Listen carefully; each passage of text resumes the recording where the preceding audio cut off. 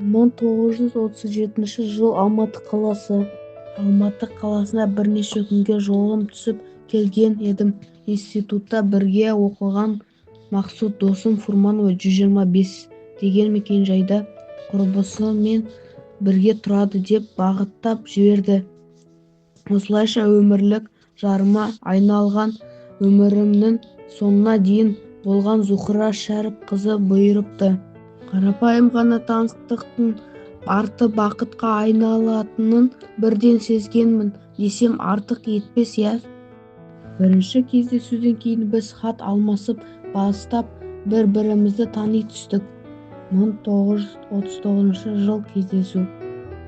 Зухра мен Қонаев бір-біріне күлімсіреп қарап тұрады. Димаш лидерге баруға ұсынып қолын созады. Зухра тіке қарап келісімін береді. Мені ең бақытты еткен осы келісім біздің 50 жыл отасқан жанұя болуымызға негіз болды. Сүйіктіммен кездескеніме тағдырыма ризамын. Алматы мен алғашқы махаббатым, ал Зухра менің өмірлік махаббатым. Оның бойында сүйіспеншілік, адами қасиеті қатар өмір сүре алды. Екеуміздің таныстығымыз бір хаттан басталып жарты ғасырға созылды. Ақ пен қараға толған мына өмірімнің сенімен өткеніне қуаныштымын.